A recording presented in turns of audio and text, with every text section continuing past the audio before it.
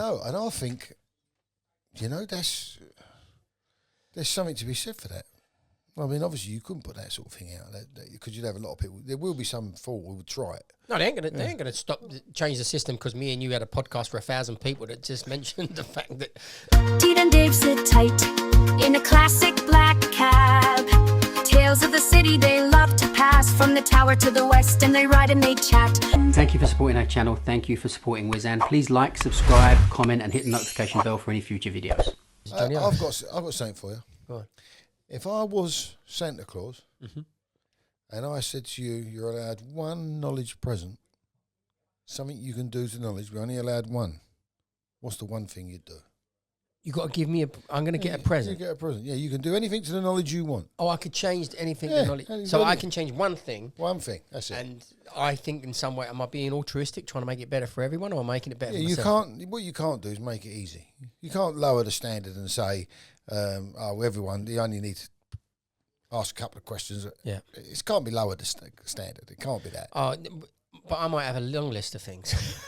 Go on, we'll go with one. What's the first one? The first one's definitely going to be just get rid of the red line and let people accumulate 12 points. And that's the goal they're heading to, like a league table. So you're going up a league table. Once you've got the points, you go up a division. So that kind of thing, rather than this accumulating points that you can lose. That doesn't make sense. And get into the free, which the free cup finals. Free, like we said, like if you're free, you're not, like you say, you're average if you score 4-3.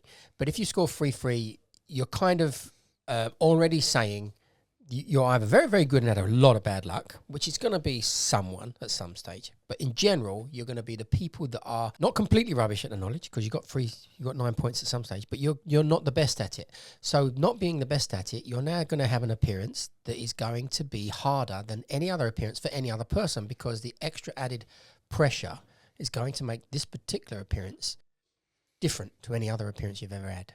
So it's kind of unfair that you're punishing the weakest by making their exam harder than you would for the people that are good. So I'd get rid of that. Get rid of red lining altogether. And that would take you back to what you said before about the old system of just... Not quite, because on the old system there was no scoring at all, was there? So you just basically went for an appearance, had no concept of how good or bad you'd done, and then you'd walk out the room one day, as I did, and everybody else in my era did. You hand your card in to the man at the desk, and he says, "Congratulations." I said, "What for what?" You got your 28s. "Oh, really? Okay." And that was the first you knew about it, and then off you go. But this time you're saying keep the scoring system. In other words, if you've... Yeah, because you've got an idea, then you want to know, I've got to get to 12 points to get into the next division. So, and looking at it in that respect, so I've never looked at it in terms of a football league table, but you can only accumulate points. You can't lose points that you've accumulated. So if you win a game, you won a game. You're on 3 points. If you then go in and lose, then it's a 0, a 0, a 0, a 0. And it's not a minus. No, it can't be a minus. So you can't get to the... Imagine you got 9 points. You're 3-0 up. You're on 9 points. You're top of the table. You've won 3 games in a row. Then you lose 3 games in a row, and then you lose a 4th, and now you're at the bottom of the table because you're on 0. It doesn't make any sense. But that wouldn't lower the standard, you don't think? The only people who ever can lower or higher the standard are the examiners. They are the ones that are absolutely in control no matter what system you put in place. So let's say that, for example, people think, the blue book could be shorter. Okay, make it 1 run. You need to learn 1 run. With that 1 run, you don't have the skills that we have. So that person will realise, okay, I need to make some runs of my own. And they'll end up making 500 runs of their own anyway. So the amount of blue book runs there are is not going to make the knowledge easier or harder. You can make it 1,000 runs or 1 run. It doesn't make it any easier or harder. You still have to be able to do point to point. And we accumulate that skill of doing point to point on the volume of runs that we've learnt to do. And in general, the 320, nearly everybody goes beyond the 320 in the runs that they learn as preset routes. And I imagine it's around about minimum 400 would be a minimum, but probably 500 to 600 runs is what people have in their range of repertoire of just standard preset runs. So the examiners themselves are the ones that are the gatekeepers. So you can go in there and I will make the knowledge easier because I'm going to accept less from you. That's it. and I make the knowledge harder because I'm going to want more from you. And that is the whole control of the flow, of the difficulty or the easiness of it. You've got to still be able to be good enough to answer the questions that they put before you. And if they put before you easy questions, you know the story of Ian Beetlestown. He wrote that book. What book is that? Yeah, I remember the book, yeah. Yeah, London Cabby's quiz book, brilliant book. He went in for his first appearance with Wilkin and got a double A.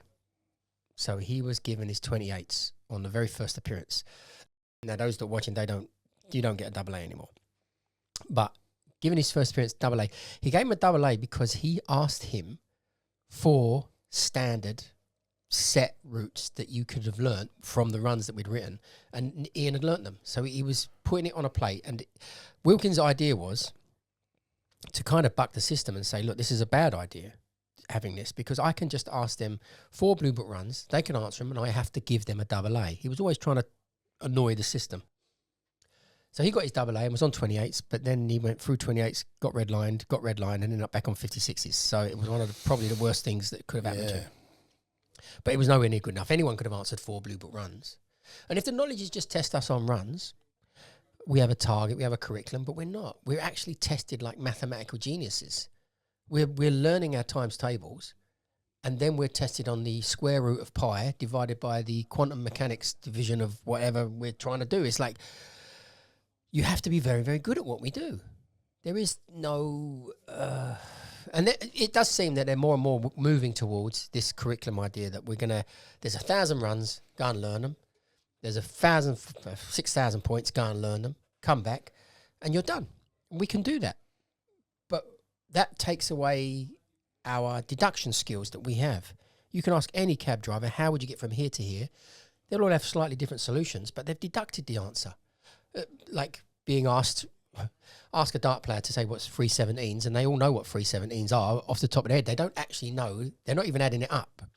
They don't realise the answers are memorised 51 in it. And I was thinking at the darts last night. That's what's brought it out, because did you see he nearly finished last night on bullseye, double 16. Yeah, 132, yeah. Unbelievable. So that's the only thing you change red line now, because I only give you one, didn't I? So if you had 2, what would the second one be? Oh dear. Would you? Because I was thinking Blue Books are just vocabulary to me. They are. I know you get to learn those roads, and I know you get to learn that, but they're just vocabulary. So do you think you'd be better off with more? More Blue Book runs? Yeah. They have 400. Well, we used to have 400. There used to be 468. 468, yeah. So, but why not have more? It's only a vocabulary. That's the point we were making with the issue. 5 I said, Blue Books. Make it 1 run or make it 500 runs. You basically, when you make it 1 run, you've got no roads in your repertoire. So when they're saying make the runs, like make less Blue Book runs, which they've done continuously, each time they thought they were making it more efficient, they actually ended up making a couple of mistakes. I'm not the 468 era. It was just before me. I'm the 400 era. But when they went from 400 to 320, there was no West End. In the 400, we was up and down the West End, around Oxford Street, Dean Street, Soho Street, everything. It was just new everywhere. When you did the 320, it was treating South East London, Streatham, with an equal amount of visits to Mayfair. And it's like, well, there's 5,000 roads in Mayfair compared to 7 in Streatham. It was ridiculous. So that was one of the big mistakes of when they made the 320. Treating the idea behind the 320 was every postcode would be visited 4 times. In each Blue Book, you're trying to visit 1 postcode each time, and then they clock faced it and turned it slightly. And that's the mistake, is treating areas as equal is no good on our job. And I think they're leaning back towards that now and realising how important is Mayfair to us, Marylebone to us, Fitzrovia, Bayswater, Notting Hill, all the way into the city. That kind of length for the band of the centre of London. I think we probably know every single road. Virtually, yeah. Yeah, I can't. It'd be very hard pushed to find a road that we don't know. If you could ask us, even any of the small ones. For some reason, South Moulton Street came to mind. But anything that you ask us, we know anything in these areas. I don't think there's anything that we didn't know. But then you get out towards Streatham, and all we know is a road that does something. If it does something, goes somewhere, as a cut through of something, we'll know it. But the streets that people live in, we learn them when we're driving a cab, but do we need them for the knowledge? And that's what they kind of Central London's more important. Oh, by a massive amount. So wouldn't you be better off then with 400 and more of those roads? Yeah, definitely. Definitely. Yeah, and 5 blue books. And the reason I say that as well is Missing Pieces isn't called as much now, is it? No. One time it was called as your 5th book. Yes. So you need to make up, as you say, a supplement for the 400 down. And there will be another supplement, I think. Yeah. Yeah, like you just said, let's say me and you are doing it. This is a really good idea you've hit upon. We could treat every area as equal in 3 books, maybe. Let's say we've done it in 4. We've treated every area as equal, but then we do a 5th book, maybe even a 6th book that isn't equal. It is literally in and out of West End doing short runs in Mayfair, short runs in the city. There would be 200 of those runs doing really clever, intricate stuff that you really need to know because of the amount of restrictions, the amount of short turnings. And a short journey, this was always the trick back in the day, a short journey has one correct answer. A long journey, we can do what we like, but a short journey is you must do this or you're coming up with the wrong answer. Yeah, so if you had 5 blue books, so I used to call them Missing Pieces, so I know that you call 5, and it wasn't a problem. It wasn't. Yeah. It wasn't. But if you say we could call 7 because we've got 7 days in a week, and it does seem that on a 7-day cycle, we don't seem to forget the first day's work. That would be fine. I think when you get to a 2-week cycle, it might get a bit tougher, that you'd start to forget. So you have 7 blue books. 7 books. You could divide them up. That gives you a large repertoire of roads. You've got to make sure that they're efficient. It shouldn't be 7 books giving you the same routes going over and over again. It's got to be 7 books of stuff. And this is another thing that actually saying what you would change. The theory that they wrote or decided on the start to finish points of the runs, because years ago it wasn't super important. So you can take Manor Station to Gibson Square and you can make out these 468 routes, and then you can tell people go out and learn them. And going back years, that's pretty much all they had to do. They would pass the knowledge. But on our era, we literally, the standard has risen and risen and risen. And on our era, you needed to be able to calculate anything, anywhere to absolutely anywhere. Back then, it wasn't important what runs you learned, because you was pretty much going to be tested on those. You was pretty much going to be tested on Blue Book, and they were going to pick points in the start to finish areas and ask you those, which for us, it's like variations of 3 + 2 and asking us 2 + 3 and thinking it's going to be any harder than the first question. It's not going to be any harder. And that's why the knowledge was actually easier then. And that's where the idea of searching the quarter mile radius at the start and searching the quarter mile radius at the end and doing the run comes from, because it was based on the testing. The curriculum was going to be around that. Now it's not. They're not based. The questions are not based on that at all. So the curriculum is not based on that. So learning that method is a disaster in that sense. But if I was to rewrite the Blue Book, it would be done kind of in a colour by numbers idea. Look at the map. Probably longer routes are nice as well for direction. So you could pick a point, let's say Alexander Palace to Crystal Palace, a nice standard route that any knowledge boy should be able to answer. And you could pen on your best route for that. Now, every road that's on the map that was used in that run is now black. You can't see the roads underneath it. Now, you just keep going like that, removing roads, drawing on routes, and making that the journey that you need to calculate until all the roads that you know are of use and very important to us. So certainly any road that's orange or yellow is an important road. And then beyond that, using your skills to know which of the white roads are also in the major levels importance to us. And then just colour the map in. And when the map is coloured in, there's all the runs that you need, because that now contains all the roads that you need. And then on top of that, the skill would be, how do you now go from anywhere to anywhere? But you've got every road that you pretty much need in your repertoire. Let's go from anywhere to anywhere. But when you do the Blue Book like they do currently, we're always left short. We're always now having to pick up another road and another road and another particular set of roads that we didn't have in our repertoire to add more and more roads to our repertoire that are not there, that we needed there. So you could make the Blue Book cover that one whole aspect. And by doing that, you know that the students come before you, at least he knows, or she knows, every single road that is of a usable nature to a cab driver. So minimum, their standard is going to be okay. Because we generally, our work is all roads. How many times you asked a place compared to a road that you want to go to? Certainly roads outnumber everything. So that's that. What would you change? Nothing. No. No, I would change the process, really, starting off. I wouldn't want to make it easy, but just so people can get to access to it. Yeah. Because I do think, I say that as someone who uses his wife to fill in every form. Yeah.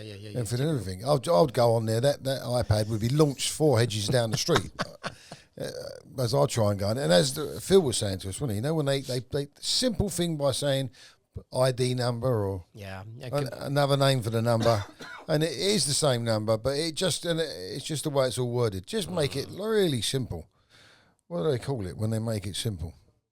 Keep it simple, stupid. Something like that. No, but yeah, just so that you could just access it and get years on ago, it, and Dave, it encourage was people easy. to get on it Yes, early. it's so hard to That's get in the what system. I would do to it. Just go get on it early, getting involved. Don't worry about the time. Don't worry about people saying you've been on this. Just get in there, get your name in the hat, start and have everything on there that's easy to access and easy to do, and that way you'll get sucked into it all. But also, what other book could you supplement? So if we're talking about, say, if someone wanted to expand, they're on the knowledge, they're doing the 4 books, calling them well. Is there another book or another thing you think call? No, I wouldn't recommend it, would you? Is there something you're thinking of? Because I used to like the missing pieces, but the streets are not there so much. But the missing pieces is what I'm talking about with the extra runs. So that's the same thing. So the 4 blue books are covering stuff, and we're going to add an extra 2 books. And the missing pieces is basically that attempt. Yeah. So you would just do 7 books. Yeah, you could make 7 books calling over 7 days a week, and you're really going to be doing a lot of stuff. For example, let's say the 56 bankers.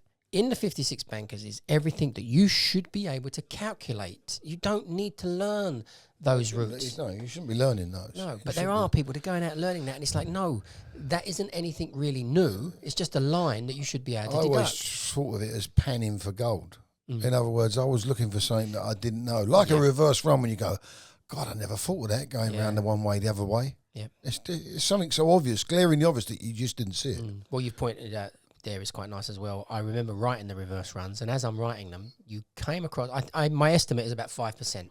5% of the reverse runs are nuggets, where you look at it and think, my goodness, that is so hard. Yes. There's so much clever stuff. So, but then the waste of time would be, don't learn the 320 reverse runs. That's a waste of time. Just learn the nuggets. You're looking for it, yes. You could read through it, and like your connoisseur, you would spot the run that you'd think, oh, it's got half a dozen roads I've never heard of and a route I've never been on in my life. Let's have a look at that one. You learn that one.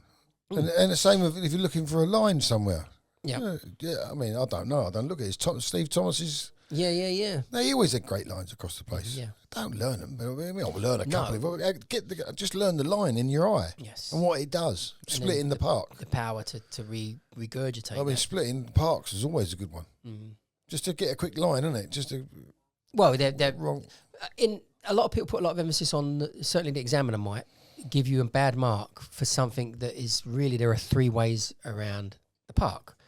And depending on where you're coming from, the angle, the one that might look best or look worse, but they're all roughly the same. And then we could add in features like going through the middle of the park sometimes is really just not a good idea. Park Lane is longer than Kensington Church Street. So looking at it from the knowledge of knowing the length of the actual road. But if you hit Park Lane in the middle and you've cut through to it, then it's no longer longer, it's shorter. So, but doing either one of those 3 to go around that park is minor. You should be scoring enough on all those 3 different routes that you've used to crisscross. And I'm talking about that angle, not talking about up north to south. We're talking about coming across on the angle.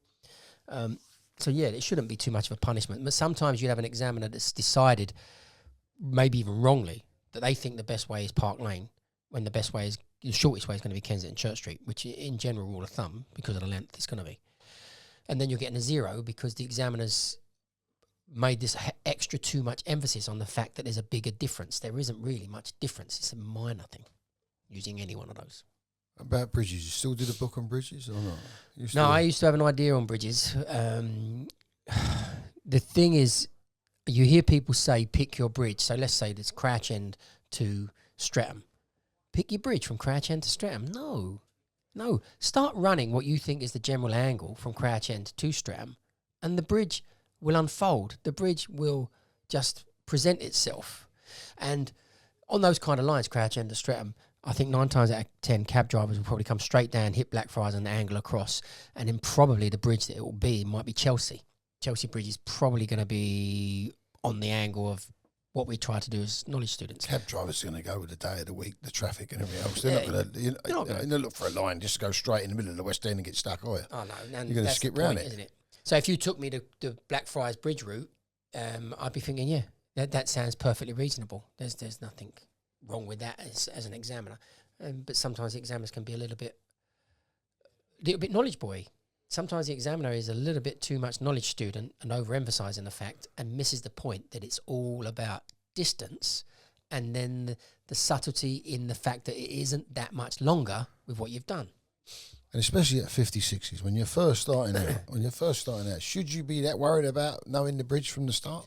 I never do. Yeah, that's what I mean. You should just. I always say to people, let the run unfold. Out. Yeah, let the run unfold. Always let the run unfold. I do not think of any bridge when I'm doing any run. I think of what's available to me. So I'm at the start of the run, and I think I'm at a T-junction, and I can go left or right.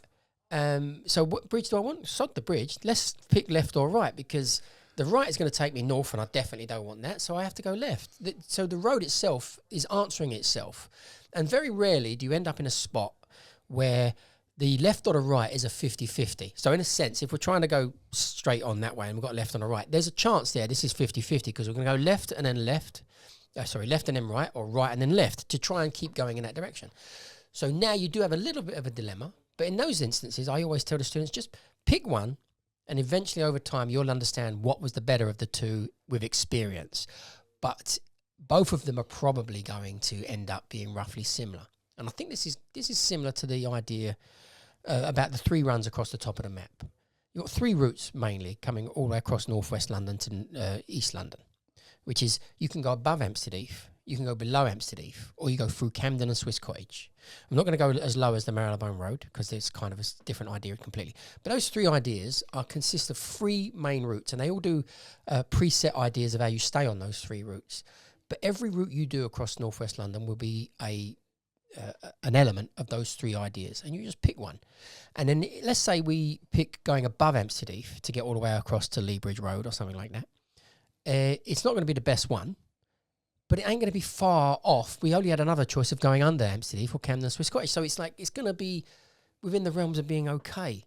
So your choice, you've made the choice, you live with the choice, then you look at it afterwards and think, actually, on this particular instance, I should have gone below Hampstead Heath. That would have been a better route, Gordon House Road, and so on. And then from the memory and experience of just choosing, you end up getting more honed into what generally is always going to be the best route. And I'm amazed really at our standards of any cab driver. We generally have a really good idea of the best route. We all muck things up. Every single one of us will muck a route up. But in general, I think our standard is pretty amazing. Your first choice is usually the right one? Nearly always. Yeah, 9 times out of 10. How many times you're sitting there and you haven't even thinking of the route? Again, you're doing what I said, which is, I'll turn left here. You've not thought of the route at all. You have no idea. You know the destination, and you just know I'm going to turn left. And then from that left, you think, a little bit stuck there. I'll duck into this and I'll duck into that, and you end up somewhere else. But everything you're doing is an unfolding idea. And this idea that we even think completely of the route start to finish, I don't ever do that. I'm not thinking of the route at all. I'm letting the roads present themselves in front of me, and I know which ones I need to take. And I treat point to point very much similar to that. Would you do the same in the cab, though? Yeah, generally. Yeah. To just drive off in the first route? Yeah. I know roughly that I need to go that direction, don't you? So if the route was complicated, I'm trying to think if I would do it for any other reason. I mean, I might be thinking of hit points. I might be thinking I need to get to a certain place to get to the destination and so on. But in general, I am letting the route unfold in front of me as I do it. So let's look at something like Piccadilly. You're coming up Piccadilly and you've got the choice of going up to Hyde Park Corner or on Piccadilly Underpass. And you're going to go to Holland Park Roundabout is the overall goal. Now, you would have a quick look at the Waze and see if Knightsbridge has got any problems, Park Lane's got any problems, and you could weigh up a quick decision of whether to shoot up Park Lane and go along Bayswater Road, which we've already decided Park Lane is the longer of the Kensington Church Street transfer of that, or stay with Knightsbridge, go on the underpass, get to Knightsbridge, go along Kensington Road, but you can judge that with your experience, with your time of day, with the technology that's sitting in front of you. But you're looking at what's presenting itself immediately. You're not looking way, way beyond. And again, let's take that Holland Park Roundabout idea. Do we really need to think about where we're going on how many of these routes are we thinking about where we're going? We literally are autopiloting it. all roads lead to Rome. Because it doesn't matter where you are, you know where you are, don't you? You know which, Which is true. but it's different when you start the knowledge, isn't it? It's different. You don't know. Oh, completely different. You don't know. Yeah, yeah, you're in a different league. You can't see nothing. And it's got to be demoralising sometimes at the beginning for people who just can't see. And you've just got to stick with it, haven't they? Well, you know, you've got technology now that wasn't available to me. And every cab driver of my generation is a lap map expert. You could have a map book on your lap, flicking through pages just to remind yourself of something quickly. But you would do it with an expertise of a map book. Imagine how much simpler it is now that you have a device in front of you that you could tap in the name, it takes you to the page. You can do that. We're trying to look and drive, by the way. So you'd lose your license now for undue care and attention. But the old cabbies were driving with map books on their laps for particular things. Or the other classic was hoping that the light goes red just to give you a chance to have a look at something and that you're not sure of. And again, you're doing it still on autopilot. You know roughly that you should be going this direction, but there's something about this whole journey that's got you stumped. Like maybe in general it'll be the finite location. Is it on the south of Harrow Road or the north of Harrow Road? I can't remember. I've got to just get my reminder and look. But it's usually a small detail. But you know where you're going. You're going to keep going that way, and you've got until that moment to get it. And what about the points? Now they're going to bring in 6,000 points. Is that the right decision? Not really. Not really. I don't think there was any need to do that. But I do think this points change is going to be due to the study that they've done by academics that have come in and applied an academic idea to the knowledge. So they're now saying you need to have a curriculum. And like we've pointed out, the 6,000 points, let's say it's 6,000. We're not sure exactly how many it's going to be. But I now have a list as an examiner that I can flick through at a glance, and you even pointed out, what's the combinations? What's the possibilities of 6,000 points, the possibilities of questions we can ask? 36 million. 36 million to 1 before you repeat a question. Yeah. We could ask 36 million questions before we ask the same question twice. So you are going to get examiners that do that. You're going to literally, that examiner can go through the whole 2 years of never asking the same point twice. They do it now. And what is the score rates and when you're with those situations? So it does make, and if every examiner's like that. Oh, you can't have every examiner the same. No. You can't. It's got to be variety. There has to be variety from them. There has to be someone there as well who's, you know, like a Steve Thomas, really, you know, who's giving them something to make sure they're going round the map. Because otherwise, if they was all super tough, what would you learn from the student? In other words, when you're testing to see what their knowledge is, how good their knowledge is, not how good the examiners is, how good the students is, what would you learn by burying them every time they come up? Because anyone can play snooker with it, couldn't they? Oh, they did, yeah, they do. But that's why you need somewhat different levels. The examiner's asking different levels just to have a little look and say, no, he is doing his work, but he needs a bit more time or whatever. I'm going to say something a little bit controversial.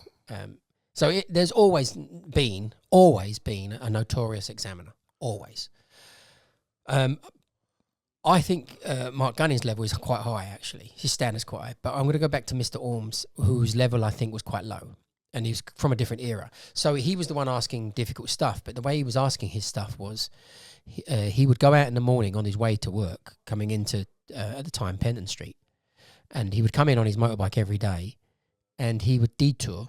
And he would pick up 24 points of interest that no one's ever asked before. Ever. And then he would go in that day and he'd be asking it as if you should know it. It was the condescending factor. Yeah. So he'd ask you, for example, I'm going to give you a South East London point, Dave, being that you have a passport and everything to come over this side of the town. Trossett Mansions. And now at the time... Broccoli, isn't it? No, not bad, but nowhere near it. Trossett Mansions, I remember at the time, was a brand new block going up around Bermondsey Square. I think it's even the Bermondsey Square block. There's a hotel on that Bermondsey Square. There is, yeah. I think, because it's a long time ago, this is 30 years ago, this point was come out. Is that hotel that old? No, the hotel won't be, but there's a block of flats either in front of it, behind it, but very, very close to it. That was called Trossett Mansions. So he's come in that day and he's asked it, and it's basically, he's picked it up on the way in. It's a small little plaque. It's called mansions. I mean, trust the South East Londoners to glorify themselves with a mansion when it's basically it's just Trossett. There's probably someone watching who lives in Trossett Mansions. Forgive us, we don't mean it's a dump. It's a brand new block of flats at the time. It's only 30 years old now. But the point is, you can ask anything, and he was asking anything. And I always remember my brother coming home, and he'd been asked the Vatican window. I've never found it, the Vatican window. But apparently it was a stained glass window makers in Bethnal Green, and they had made their own stained glass window for the arch that they were in, and he was asking that. It didn't even have a name, and I don't know why he was asking it as the Vatican window, so maybe they'd even put Vatican, but I've never seen it or found it. So what was the purpose of him doing that? To take points off you? Or what? Well, you never got points took off you, did you? It was just...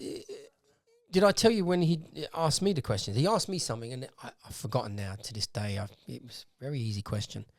Just presume it's Manor House Station at Gibson Square, but it wasn't. It was along that calibre of question. So I answer it. It's my last question. And he says to me, very good to see that you actually know something, Mr. Warrington. And you get up and you leave. And you think, okay.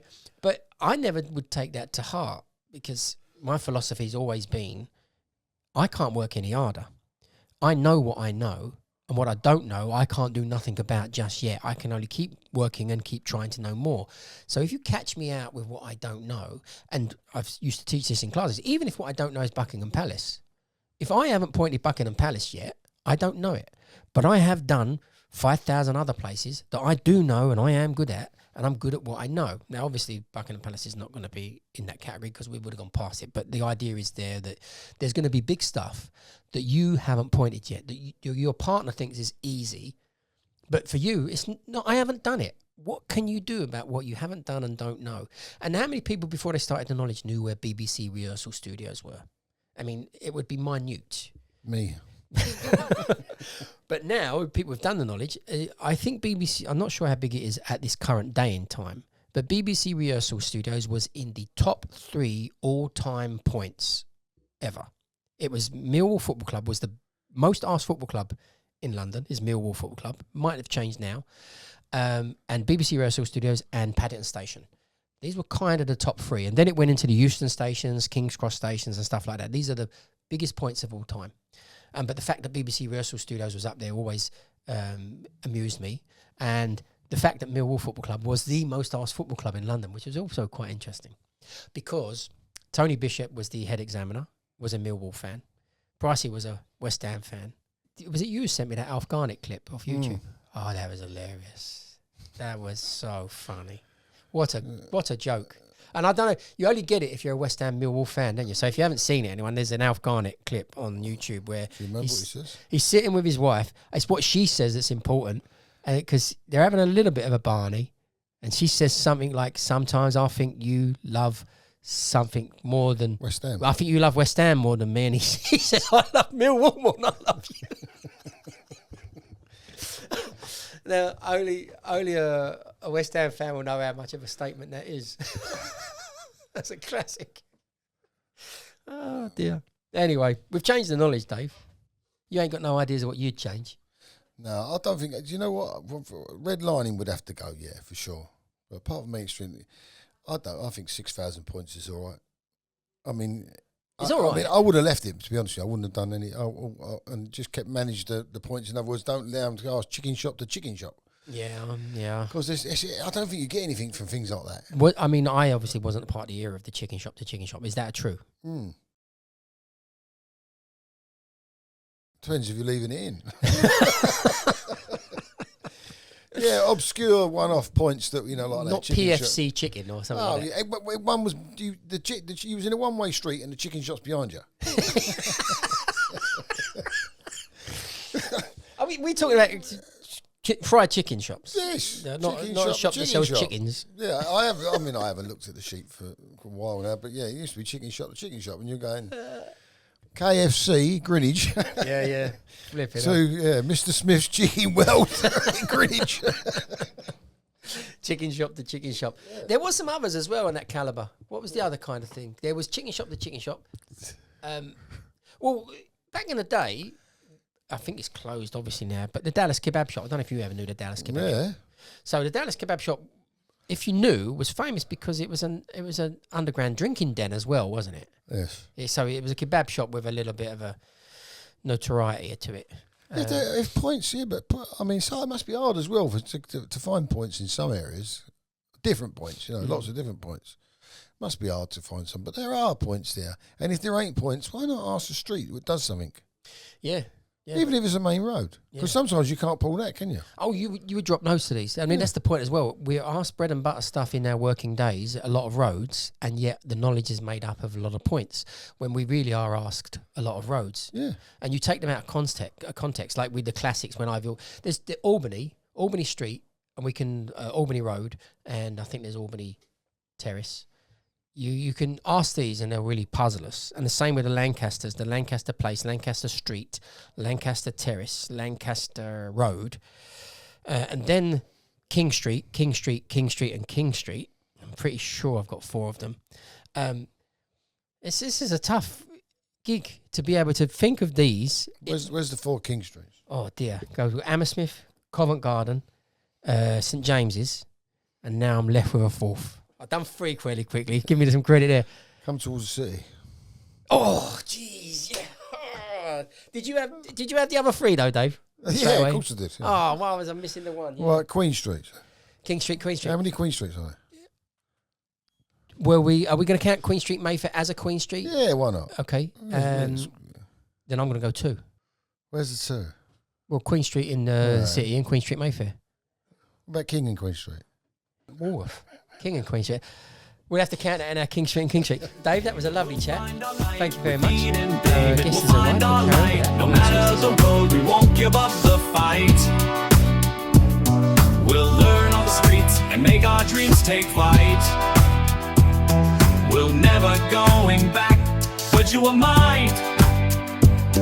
We'll never going back, but you are mine.